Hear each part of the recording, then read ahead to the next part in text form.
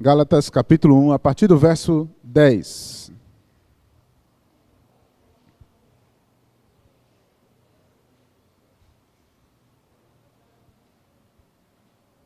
Se você achou, diga amém.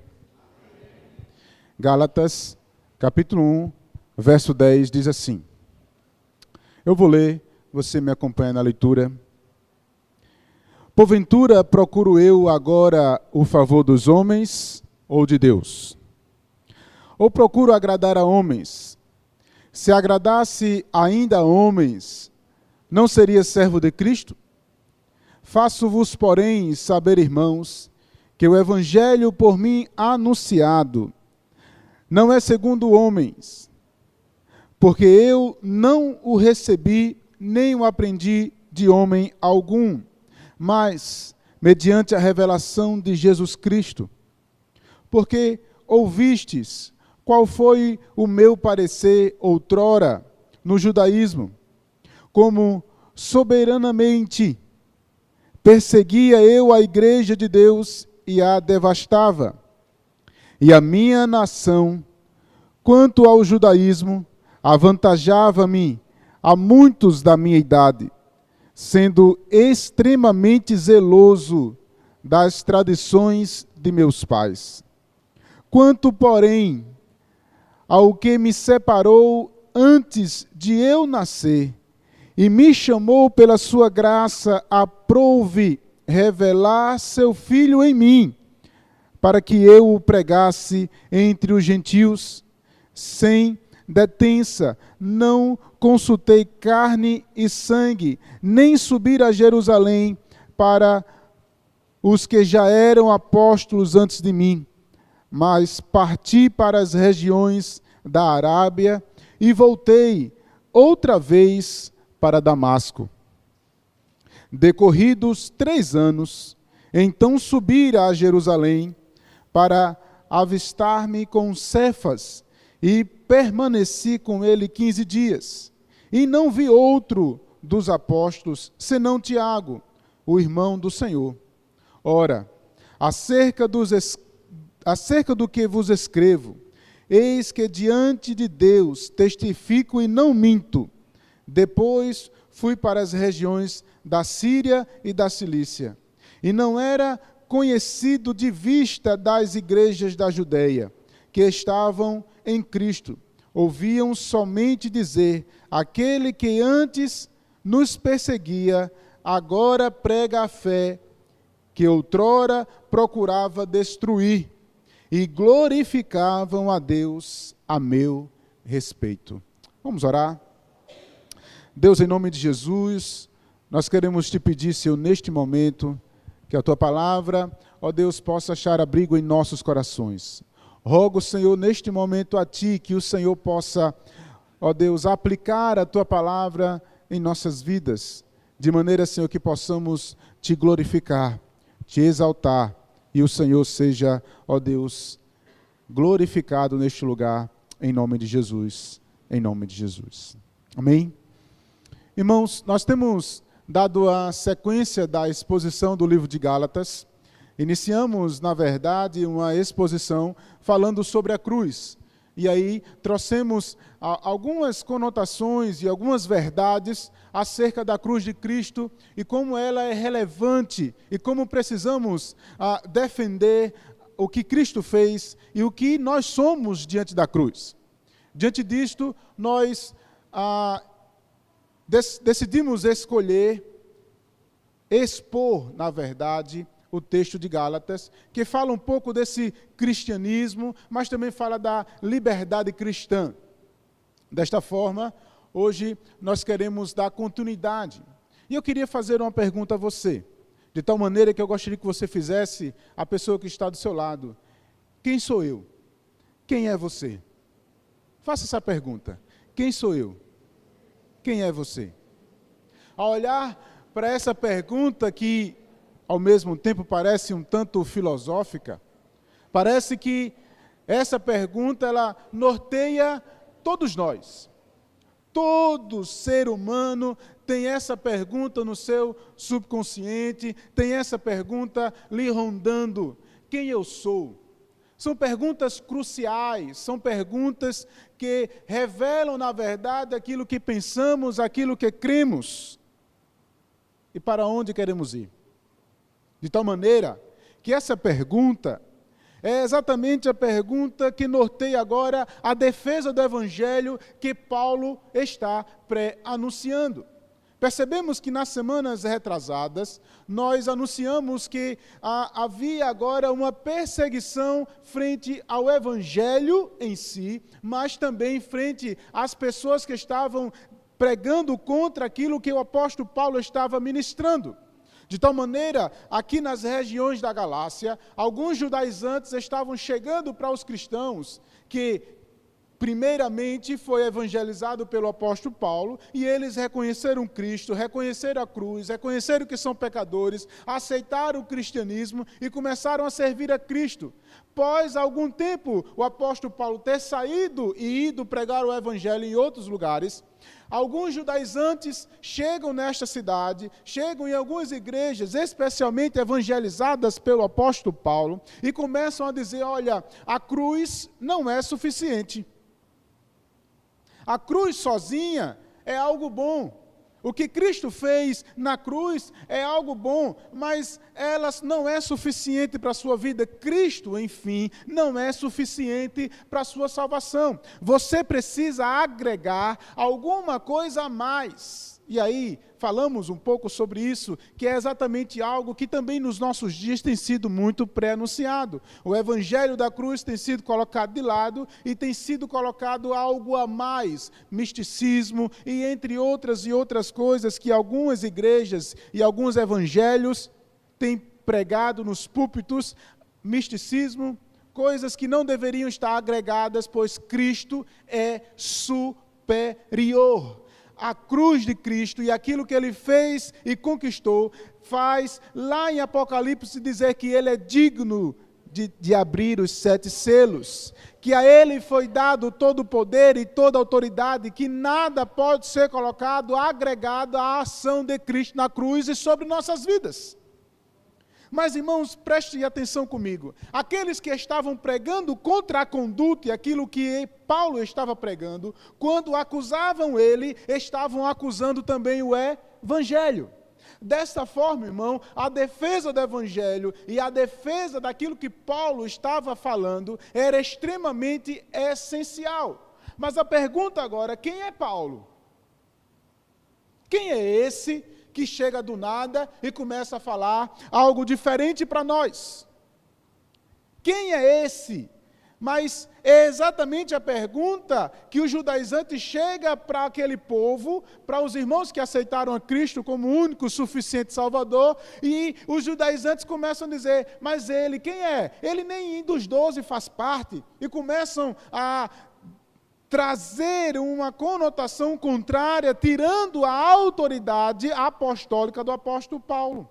De tal maneira que agora o apóstolo Paulo, ele tem por obrigação de dar uma ação e uma defesa daquilo que ele é e daquilo que ele se tornou. E é por isso que eu fiz essa pergunta.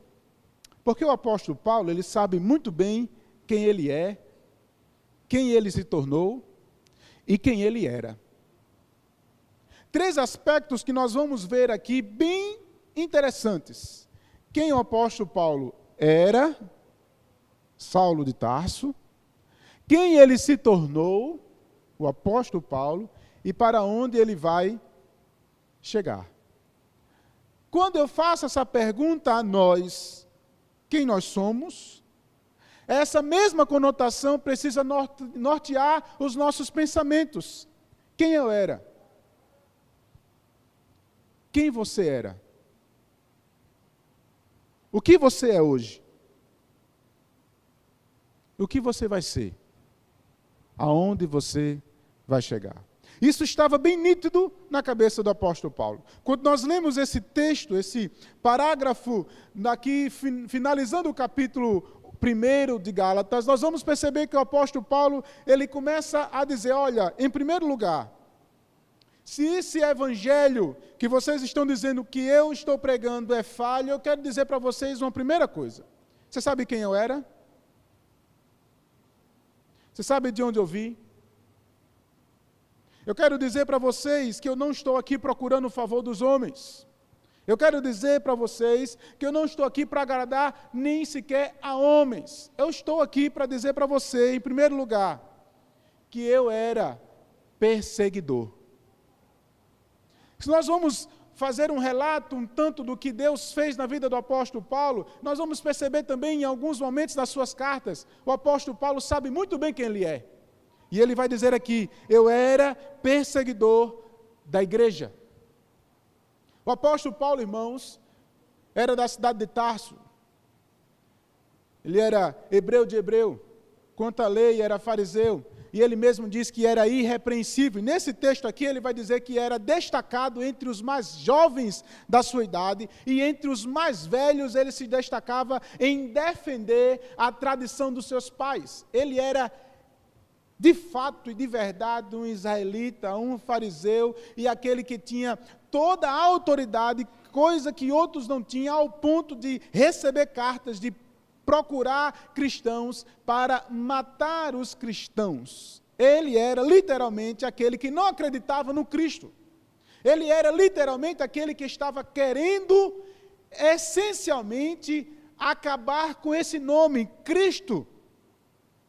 Ele procurava em todos os lugares, e é essencialmente no livro de Atos, capítulo 9, ele está agora na estrada de Damasco, indo com as cartas das mãos para procurar mais um das seitas do caminho, como era chamado, ou mais um destes cristianistas, de tal maneira que ele iria para buscá-los, maltratá-los e matá-los, porque ele era um perseguidor. E quanto à lei, que estes judaizantes a qual estavam acusando eles, ele era somente irrepreensível, destacado, ensinado aos pés de Gamaliel. Ele era uma das pessoas que tinha mais autoridade e era um daqueles que poderia e iria se tornar um dos homens mais respeitados dentro da sua classificação. Em outras palavras, o apóstolo Paulo não era qualquer um. Mas essencialmente, o que o apóstolo Paulo está dizendo é que ele era perseguidor da igreja e de Cristo. E era exatamente essa conotação que ele estava chamando a atenção dos Gálatas, pois ele perseguia a Cristo. Qual era a vantagem de um perseguidor agora adorar aquele que ele está perseguindo? Então, na sua defesa, ele começa a dizer, olha, por mais que alguns possam dizer contrário, eu quero dizer para você, eu era perseguidor. Eu conhecia o que eu estava fazendo, de tal maneira que eu perseguia não só os cristãos, como também a Cristo, mas em um determinado momento da sua vida, na estrada de Damasco, ele escuta uma voz, Saulo, Saulo, por que me persegues? E aquilo, irmãos, torna-se um diferencial na vida daquele homem enorme, de tal maneira que todas as coisas que ele acreditava se tornou confuso na sua cabeça, pois ele, como um bom fariseu, não acreditava na ressurreição, apenas apontava para uma ressurreição do último dia, como ele acreditava antes, mas agora alguém estava dizendo no seu pé do ouvido e se revelando propriamente a ele, Saulo, Saulo, por que me persegues? Na cabeça de Saulo, ele estava perseguindo a Cristo, mas também estava perseguindo os cristãos. Mas Deus, o próprio Cristo se revela àquele homem, e isso se torna algo totalmente mutável na vida daquele homem, transformando ele em perseguidor, para ser agora mais um dos que adoram o nome do Todo-Poderoso. Eu não conheço a tua história por completo, não conheço como foi a tua vida, mas você também passou por esse momento. Em algum momento da tua vida, quem você era?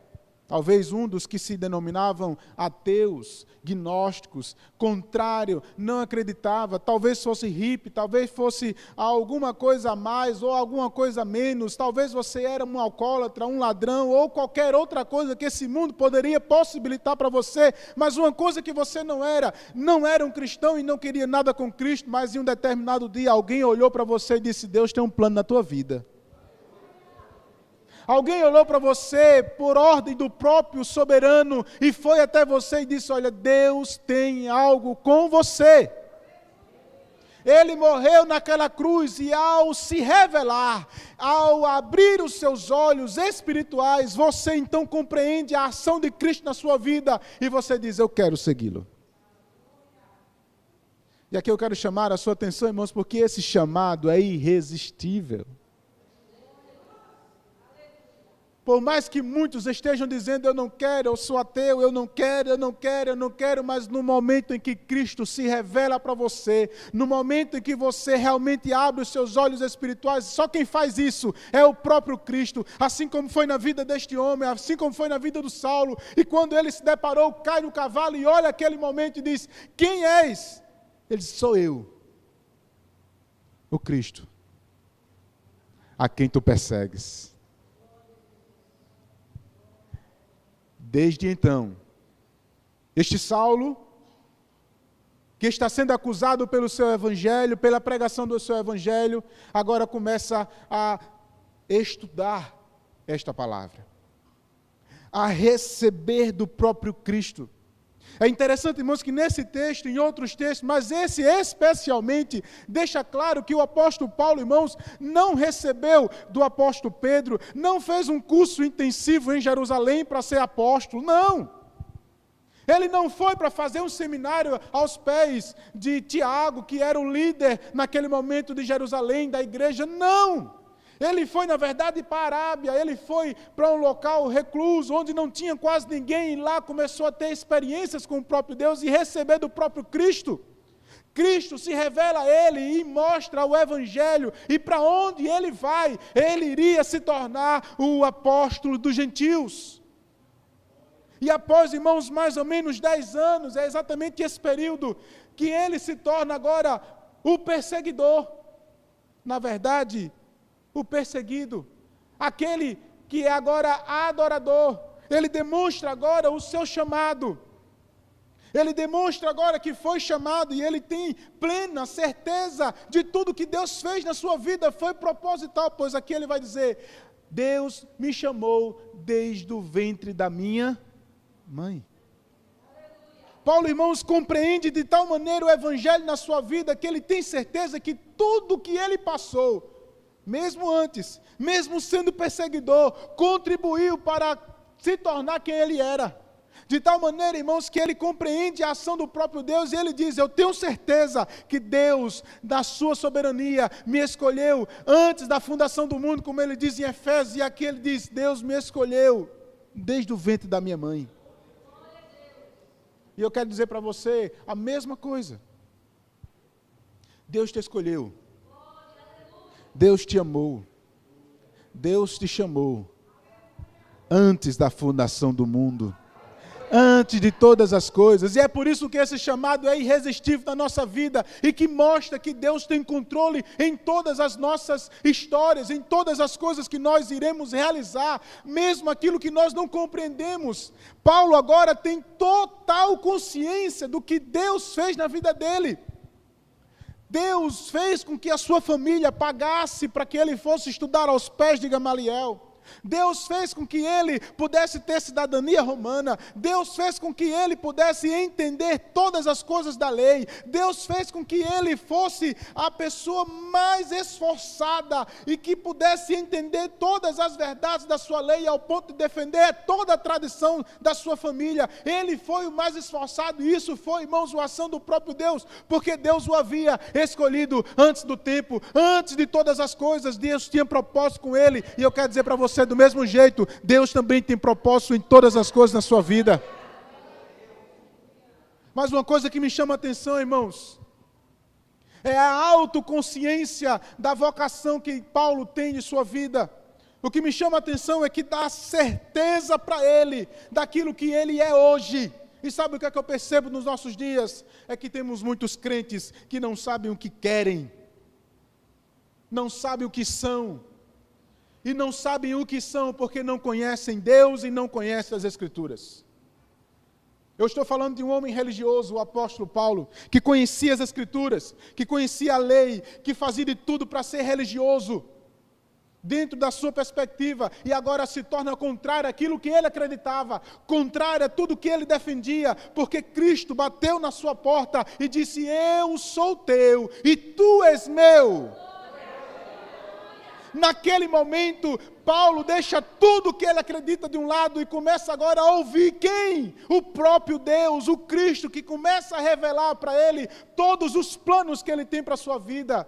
Não é à toa que em Coríntios ele diz: eu recebi do Senhor o que também vos entreguei, que na noite em que foi traído, quem ensinou o apóstolo Paulo senão o próprio Cristo? E é isso que ele está defendendo, o seu apostolado. Ele não foi chamado por homens, ele não foi chamado pelo clérigo da época, ele não foi chamado pelos apóstolos, não, ele foi chamado pelo próprio Deus. Mas eu quero dizer uma coisa para você: hoje nós não precisamos mais de apóstolos.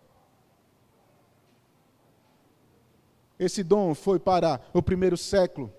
Contanto, Deus continua selando e chamando os seus para a sua vocação, continua chamando os seus, e é por meio da igreja e pela pregação do Evangelho, pela defesa do Evangelho, pela ousadia de crentes serem servos e cultuarem ao Senhor de forma digna e defender essa palavra e pregar essa palavra, que aqueles que estão lá fora vão poder ouvir o Evangelho e dizer do mesmo jeito, assim como você disse um dia: eu quero. Eu aceito esse Senhor como o único, suficiente da minha vida, porque Ele é o único, a única verdade. Assim como os discípulos disseram: aonde eu irei, Senhor? Só Tu tens a palavra de vida eterna. Sabe por que você não vai embora desse lugar? Porque só Cristo é o Deus da tua vida e só Ele tem a palavra de vida eterna. Nós entendemos isso e isso segue para a nossa vida, e é por isso, irmãos, que nós somos norteados pela palavra. Contudo, existem pessoas no nosso meio evangélico, irmãos, que não sabem quem são. Não sabem. Vive uma vida pragmática e religiosa, repetitiva. Todos os dias a mesma coisa, só para tentar satisfazer uma negação que não tem certeza. Reconhece uma verdade, mas não tem a experiência. Por que não tem experiência? Porque não busca de verdade e vive uma vida religiosa, também ao mesmo tempo defendendo os seus próprios pecados e não querendo expor os seus pecados, vive em uma bolha formada ao ponto de dizer: eu sou cristão. E ainda tem mais alguns, irmãos, que eu acho interessante, é a classe dos desviados. Quando você vai conversar com os desviados, ele não é nem um lado, nem o outro. Vive uma vida extremamente de pecado, vive uma vida totalmente desarraigada do Senhor, não lê, não ora, não faz nada, mas quando alguém chega para a pessoa e diz assim: você é o quê? Diz: não, eu sou desviado. Ele é o quê? Meio termo? É meio crente? É meio salvo? Não existe meio termo. Ou você é, ou você não é. É experiência. O apóstolo Paulo não tinha dúvidas no seu chamado. O apóstolo Paulo não tinha dúvida da sua salvação. O apóstolo Paulo disse: eu fui chamado desde o ventre da minha mãe. E ele tinha convicção que foi chamado para servir ao Senhor. Agora, se você tem dúvida, vive uma vida dúbia dentro da igreja, com um pé no mundo, outro pé na igreja, sem saber o que faz, sem saber o que é, você precisa tomar uma decisão na sua vida, certamente, e se for necessário, hoje, porque é hoje que Deus quer fazer algo diferente na tua vida. Não há, irmãos, mais tempo a ser perdido, e também nós não estamos vivendo mais tempo de brincar, de sermos crentes. Precisamos, irmãos, servir ao Senhor com inteireza, com clareza, com verdade e com muita responsabilidade. Nós não estamos aqui brincando de sermos crentes, nós estamos vivendo um evangelho claro, verdadeiro, e que ele tem muitas coisas para nós, mesmo em meio às dificuldades, mesmo em meio às lutas. Mas infelizmente, irmãos, nós temos uma classe de pessoas que se acham melhores do que outras, se acham na oportunidade de viver uma vida dúbia e estão, na verdade, difamando o Evangelho. E aí, irmãos, existe um ai bem grande para você. Porque você não sabe o que você é. Você não sabe para onde você vai. Você não tem prazer em servir ao Senhor. Você vive obrigatoriamente vir à igreja é pesado. Eu vou para a igreja, porque não tem outro lugar para ir. Porque se tiver outro lugar, se tiver a família, se tiver isso, se tiver aquilo, a palavra de Deus não é prioridade na sua vida. O Senhor não é prioridade na sua vida, então outros e outros lugares vão ser prioridades para você, e você vai continuar vivendo uma vida infeliz, desculpa a palavra, porque você não vai ser nem feliz no mundo, se há felicidade lá, e nem feliz servindo ao Senhor, porque você nunca vai encontrar Ele. Essa vida dúbia, irmãos, não pertence ao cristianismo, mas infelizmente, porque as pessoas não conhecem a Bíblia, porque as pessoas não conhecem Deus, porque as pessoas não querem responsabilidade, estão vivendo a vida dúbia dentro da igreja, e por causa disso, tem muitas pessoas difamando o Evangelho. O apóstolo Paulo não tinha dúvidas, ele tinha certezas. Eu era perseguidor. Quem você era?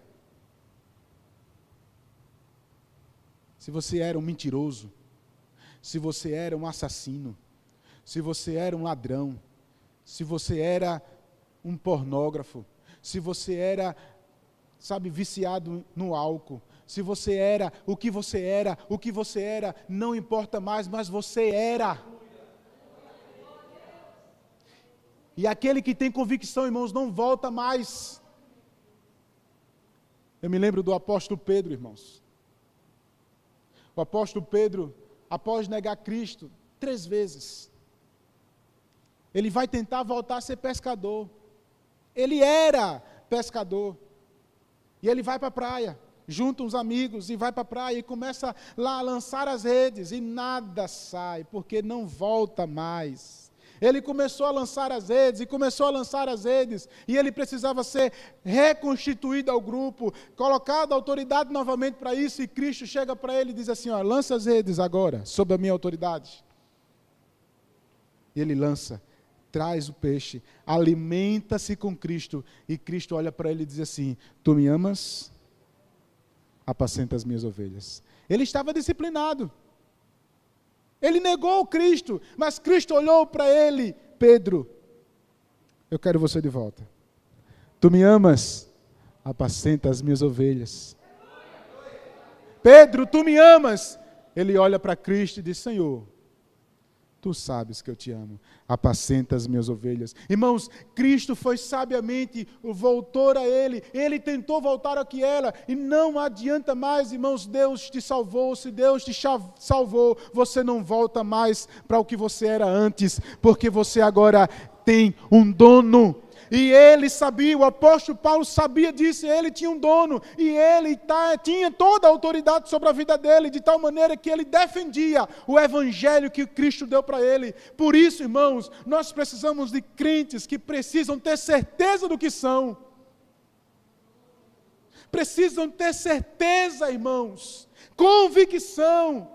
Não ficar titubeando, não ficar sem saber o que é, porque nós vemos por aí, irmãos, são crentes vivendo dubiamente, crentes vivendo de maneira errada, crentes vivendo, irmãos, só para se apresentar para as pessoas. Deus não te chamou para ser apresentador de palco, Deus não te chamou para ser palhaço, Deus não te chamou para ser stand-up, Deus te chamou para ser crente, servo do Senhor. Tenha certeza do que você é. Tenha certeza para o que Deus te chamou. Mas o apóstolo Paulo, ele continua dizendo. Ele continua dizendo que aquilo que ele recebeu do Senhor, com algum tempo ele volta para Damasco, para o local da experiência. Não volta mais como perseguidor, volta agora como adorador, chamado para servir. E agora para pregar o Evangelho. E ele começa a pregar, mas ele tem agora, depois de todos esses anos, ele volta a Jerusalém, mas ele não tem um cursozinho, ele passa apenas 15 dias, conversa com Pedro, conversa com Tiago, apresenta-se. Ele tem também um momento lá em Atos capítulo 15, mostra que tudo que Deus tem feito através da vida dele. E ele começa a servir ao ponto que em Atos capítulo 13, irmãos, por ele estar servindo ao Senhor, mesmo sem ser chamado ainda, mas ele estava servindo ao Senhor, e Deus, pelo Espírito Santo, separa ele e manda ele para os gentios, e torna aquele que era perseguidor, agora ser evangelista, apóstolo dos gentios, para pregar o evangelho, para fazer igrejas, para ministrar a palavra, e agora sofrer por causa do Senhor. Olhar, irmãos, para o apóstolo Paulo, e vamos pensar que cabra bom, rapaz, ele escreveu tantas cartas, esse homem era um homem inteligente, realmente ele era um homem intelectual, extremamente hábil. Ele vai para a cidade dos sábios, lá em Atenas, ele chega diante dos filósofos e começa a falar com os filósofos, e os filósofos olham para ele, e ele começa a dizer: olha, eu quero falar para vocês uma coisa, o Deus que tem aqui, o Deus desconhecido. Ele começa a pregar de igual para igual para os mais sábios, mas também fala de igual para igual para os menos sábios. Ele prega o evangelho para todos, de maneira que todos possam olhar para a cruz e dizer: eu quero Cristo, este homem para a minha vida. Ele sabe quem ele se torna, de tal maneira que ele volta, mas ele se torna agora conhecido como aquele que antes perseguia e agora prega a fé. E ele diz que por causa disso, o nome de Deus era glorificado. Quem Paulo era? Perseguidor. Quem Paulo é? Chamado para servir. Quem se torna? O apóstolo que agora se torna sofredor e perseguido por causa daquilo que ele perseguia. E isso, irmãos, é uma incógnita na cabeça dos judaizantes. Porque os judaizantes estão acusando ele de pregar um evangelho falso, de pregar um outro evangelho. Mas os judaizantes esquecem de quem ele era. Como é que alguém que era contrário, perseguia, matava, e agora está do lado dele?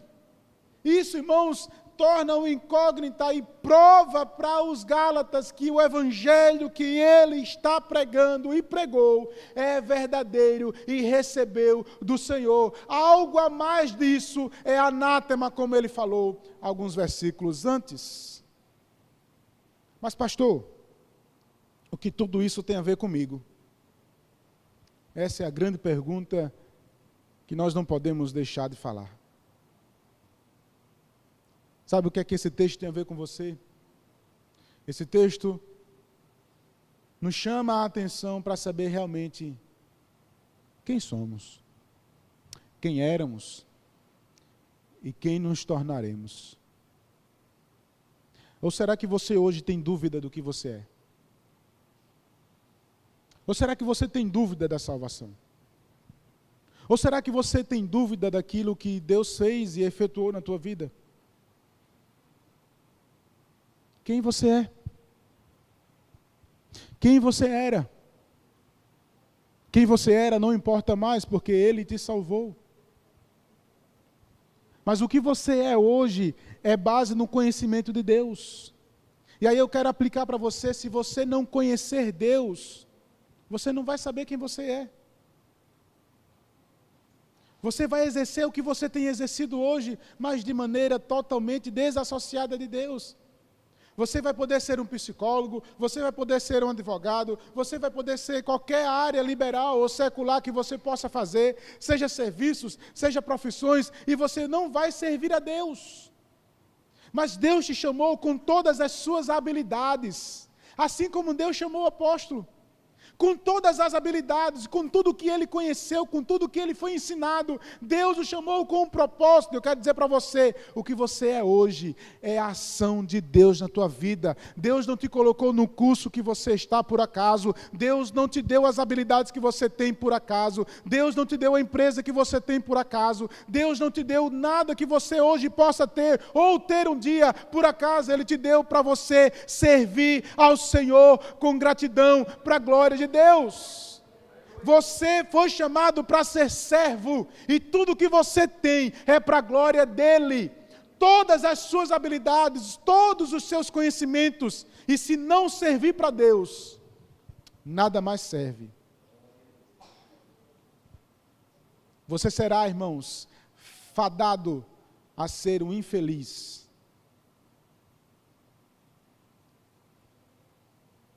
Sem nunca conhecer a verdadeira felicidade. E aí talvez você possa estar olhando para a minha cara e dizer assim, pastor, isso é muito pesado. Mas eu tenho uma dúvida. O que é ser feliz?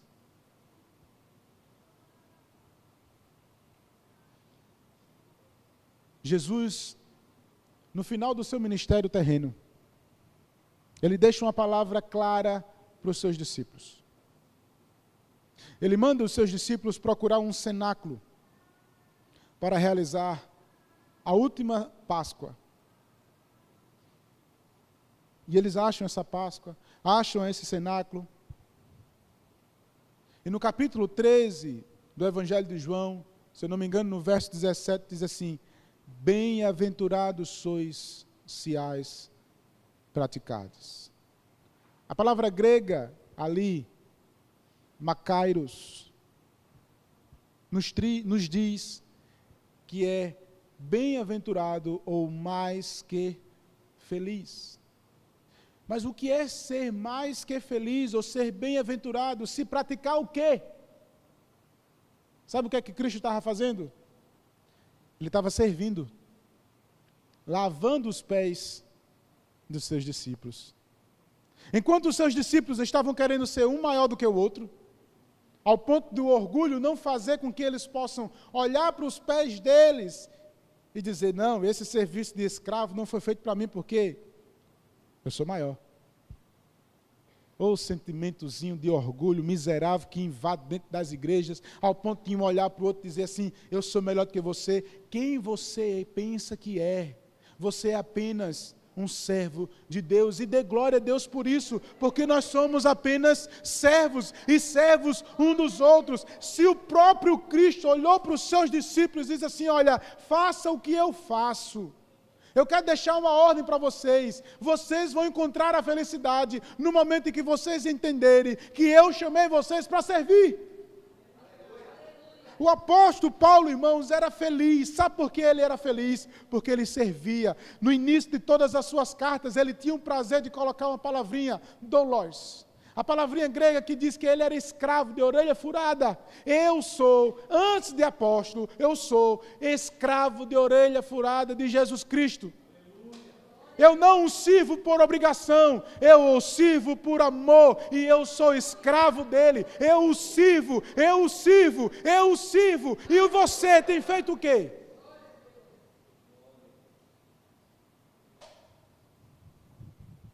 Somos influenciados, irmãos, pelo mundo, somos influenciados pela mídia, somos influenciados pelos outros a achar que somos melhores. A televisão e muitos pregadores estão olhando para você, e quem diz que você nasceu para ser cauda, isso é mensagem do diabo, irmãos. Deus te chamou para ser servo, e ser servo não significa em todos os ambientes ser rico. Contudo, ser próspero também não significa ser rico. Riqueza, irmãos, é totalmente diferente de prosperidade. Prosperidade abrange um leque total de nossas vidas. Alcança recurso financeiro, família, intelectualidade, conjugalidade, felicidade em um aspecto geral. O que adianta eu ter a minha conta recheada com milhões de dinheiro e não ser feliz com o meu casamento, não ter a boa educação para os meus filhos?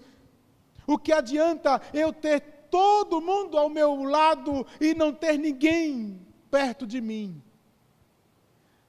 Ter riquezas não significa ser próspero. E nós, por muitas vezes, somos gananciosos a ter riquezas. E por isso que muitas vezes não queremos servir a ninguém, porque achamos que temos o bolso cheio. Ou porque queremos. Eu olho para o apóstolo Paulo, irmãos, e percebo um homem que não era de classe pobre. Não era. Se tornou um intelectual e uma pessoa que poderia ser da mais alta escalão. E ele tem um encontro com Cristo e deixa tudo de lado. e começa agora a ser espancado, maltratado, chicoteado. Ele sofreu 3 naufrágios. Foi apedrejado quase que à morte, só porque ele decidiu servir a Cristo. Nós não sofremos, irmãos, nada comparado ao que o apóstolo Paulo diz, e ainda achamos que nós não somos felizes. Contudo, irmãos, tudo que ele tinha, ele deixou de lado e ele seguiu a sua felicidade, pregar o Evangelho, servir ao Senhor, de tal maneira que mesmo na prisão, mesmo preso, ele era capaz de dizer ao seu discípulo: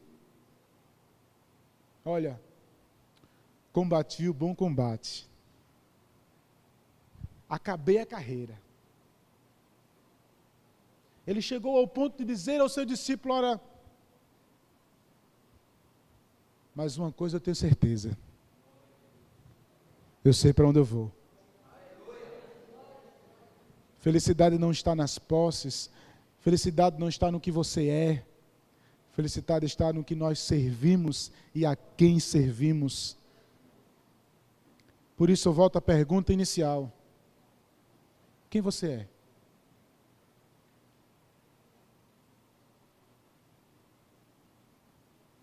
Qual é a desculpa que você tem para colocar diante de Deus para não servir? Qual é a desculpa que você tem para colocar diante de Deus para não fazer? Para não estudar as Escrituras? Talvez seja porque você não conhece Ele. Talvez seja porque você ainda está em dúvida.